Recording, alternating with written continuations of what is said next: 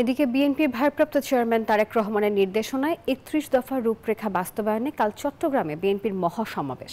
Polo ground মাঠে সমাবেশের প্রস্তুতি কেমন তা জানাতে সরাসরি যুক্ত হবেন সহকর্মী নয়ন বড়ুয়া। জয়, কালকে বিএনপির মহাসমাবেশের সর্বশেষ কি তথ্য আছে আপনার কাছে জানাবেন, কেমন চলছে সেখানকার প্রস্তুতি? নাফিস, আপনাকে এই সমাবেশটি দেখতে পাচ্ছেন যে মাঠটি আমরা দেখানোর চেষ্টা করছি, পলোগ্রাউন্ড মাঠ। এই মাঠে কিন্তু ছাত্রদল, স্বেচ্ছাসেবক দল সহ এখানে যুবদল সহ অন্যান্য বিএনপির অঙ্গ সংগঠনের আয়োজনে এই মহাসমাবেশটি অনুষ্ঠিত হবে আগামীকাল বিকালবেলা।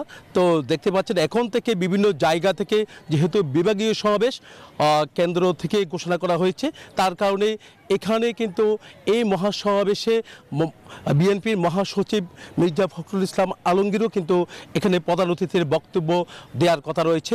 তো এই কারণে কিন্তু আসলে শ্বাসরব যে সমাবেশকে ঘিরে আমরা দেখাতে যাচ্ছি, যে মঞ্চটি একটু দেখাতে যাচ্ছি, বিশাল আকৃতির একটি মঞ্চ তৈরি হচ্ছে।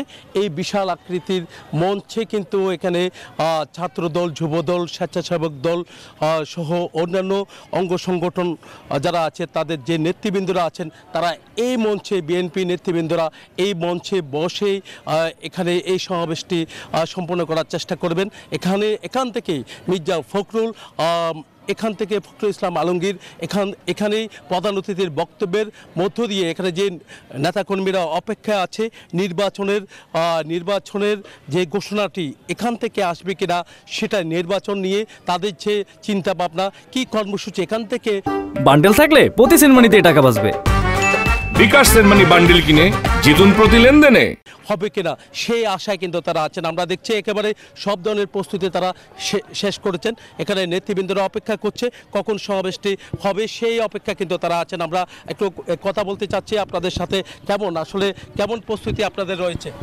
জি, ধন্যবাদ আপনাকে। আমরা সর্বোপরি অনেক বড় আকারে এই প্রোগ্রামটি করছি, তারুণ্যের সমাবেশ।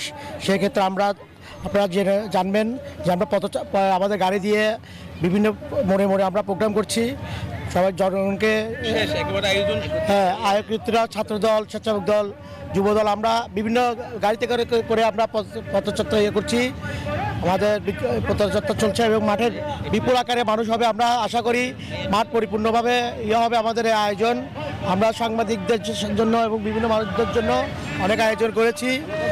আমরা পরিপূর্ণ মাঠ পুরা হয়ে যাবে আমাদের। দেখতে পাচ্ছেন মিছিল নিয়ে কিন্তু আসলে গাড়ি করে চারিদিকে নেতাকর্মীদের কিন্তু সংগঠিত করার চেষ্টা করা হচ্ছে।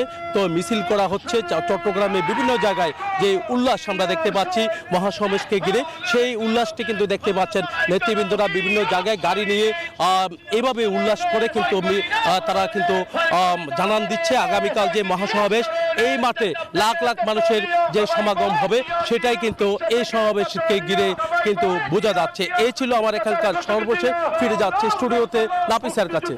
জয়, ধন্যবাদ আপনাকে।